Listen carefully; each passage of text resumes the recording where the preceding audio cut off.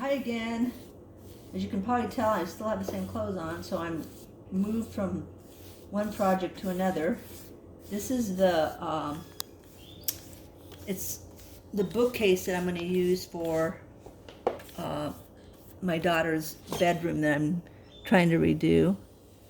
And I wanted you to see a little bit of this is the drawer that goes in it. And I'm going to have my daughter, who's recording, pan over here really quick to the piece that I'm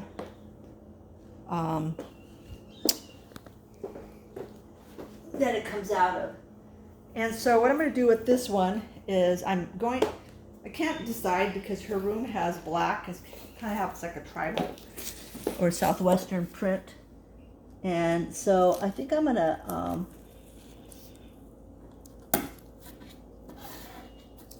I don't want to do too much matchy in there.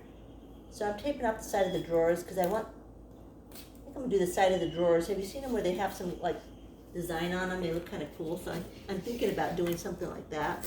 I have no idea how that's going to be achieved yet though. So I'm just going to show you this drawer that I'm painting. Now this I sanded. I did it with a sander. I didn't hand sand it just because it had a lot of, this glaze was put on kind of chunky and not very neatly. And so I decided to sand it. But sometimes I just hand sand it with just like a light grit paper. So this time, I'm going to show a picture here. I'm using this paint. And I thought I would try it because it says 680 surface and levels to a beautiful smooth finish. And in the last project that is sitting behind us here, I'm still working on, waiting for it to dry, and this is one of the things that sidetrack because I like the spider web. I'm actually doing these too close together because it's going to be just my way of doing things. I'll splatter some white paint over on that piece I'm waiting to dry. So I wouldn't recommend typically doing that unless you like an exciting journey as you do this. But so anyways, this is supposed to, I'm assuming that wording means it levels also, kind of like my other General Finishes paint. I say it's self-leveling, it gives a really smooth finish. And so I'm hoping that's what this is going to do. And so I'm painting the drawer all white.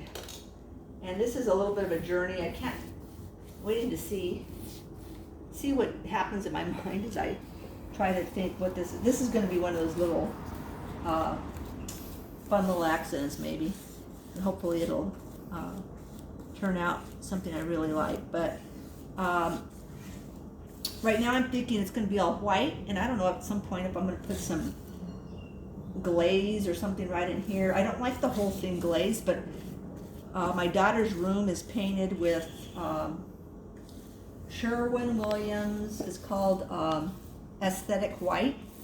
So it's not a bright white, it's a little bit of a creamy white, so just a soft white maybe.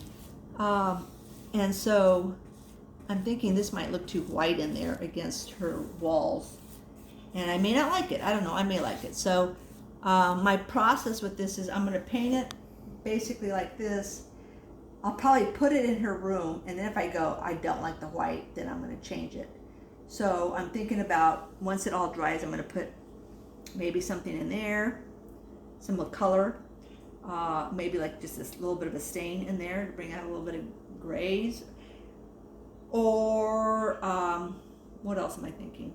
Maybe end up glazing the whole thing, just a really light glaze so that it softens the brightness of the white. So those are my thoughts. And then I'm going to go on to this thing here, and I'm going to paint this thing too. And so I'm going to be working on this while that other one dries. Hopefully I won't flick any paint over there on that as I'm doing it. And I'll let you see the process of this one too as I get along with it. All right, so we'll see you later on, whenever I feel like it, after I rest for 30 minutes of painting. All right.